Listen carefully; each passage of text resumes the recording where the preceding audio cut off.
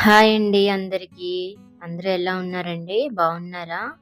అందరూ బాగుండాలని కోరుకుంటూ, ఈరోజు ఆలు కుర్మాని ఈజీగా, టేస్టీగా ఎలా చేసుకోవాలో చూపిస్తానండి. ఈ కర్రీ రైస్‌లోకైనా, చపాతీలోకైనా, అలాగే బగారా రైస్‌లోకైనా చాలా బాగుంటుందండి. ఒకసారి మీరు కూడా ట్రై చేయండి. దానికోసం ముందుగా ఆలుని ఉడకపెట్టుకొని, పీల్ తీసుకొని స్మాష్ చేసుకోవాలి. స్మాష్ చేసుకున్న తర్వాత దానిలోకి రుచికి తగ్గట్టుగా సాల్ట్, పసుపు, కారం వేసుకొని అవంతా ముక్కలకి పట్టేలాగా కలుపుకోవాలండి. చిన్న చిన్న ముక్కలుగా కట్ చేసుకోవాలి ఆలుని. అవన్నీ ముక్కలకి పట్టేలాగా కలుపుకోవాలి స్లోగా. తర్వాత కర్రీలోకి కావాల్సిన ఆనియన్స్, మిర్చి, కొత్తిమీర, కరివేపాకు కడిగి కట్ చేసుకుని పక్కన పెట్టుకోవాలి. దానిలోకి కొద్దిగా జీరా, ధనియా పౌడర్ కూడా పక్కన పెట్టుకోవాలి. ఇప్పుడు స్టవ్ వెలిగించుకుని దానిపైన కడాయి పెట్టుకొని దానిలో కొద్దిగా ఆయిల్ పోసుకోవాలి. ఆయిల్ హీట్ అయిన తర్వాత దానిలోకి పోపు వేసుకోవాలి.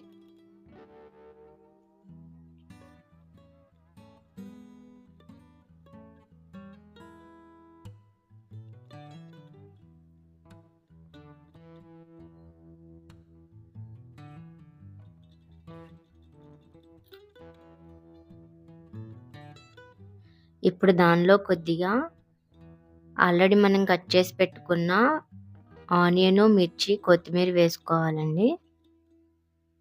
ఇవన్నీ వేసుకొని ఒకసారి కలుపుకోవాలి.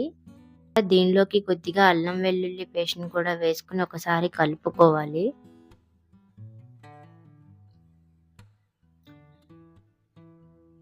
అల్లం వెల్లుల్లి పేస్టు పచ్చివాసన పోయేదాకా ఫ్రై చేసుకోవాలండి. ఇవంతా అన్నీ ఫ్రై అయిన తర్వాత దానిలోకి మనం ముందుగానే ప్రిపేర్ చేసి పెట్టుకున్న ఆలు మిశ్రమాన్ని దీనిలో వేసుకోవాలండి. వీటన్నింటిని ఒకసారి అన్నీ కలిసేలాగా కలుపుకోవాలి. తర్వాత దానిలో కొద్దిగా కొత్తిమీరని కూడా యాడ్ చేసుకొని అన్నీ కలిసేలాగా కలుపుకోవాలండి. ఒక 2 నిమిషాలు కర్రీని మీడియం ఫ్లేమ్‌లో కుక్ చేసుకోవాలి.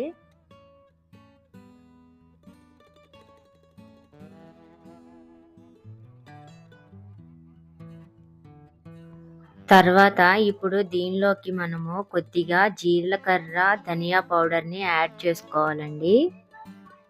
యాడ్ చేసుకున్న తర్వాత కర్రీని ఒకసారి మొత్తం కలుపుకొని కుక్ చేసుకోవాలి.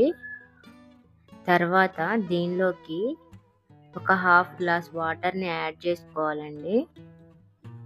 ఈ వాటరును, ధనియాల పౌడర్ మొత్తం కలిసేలాగా ఒకసారి కలిపేసుకుని కర్రీని మీడియం ఫ్లేమ్‌లో ఒక 10 మినిట్స్ కుక్ చేసుకోవాలండి.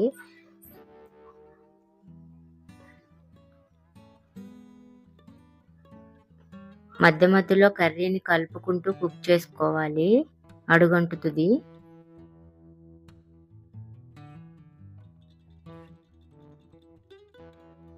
ఇలా ఆయిల్‌లో సెపరేట్ అయ్యేంత వరకు కుక్ చేసుకుంటే సరిపోతుందండి.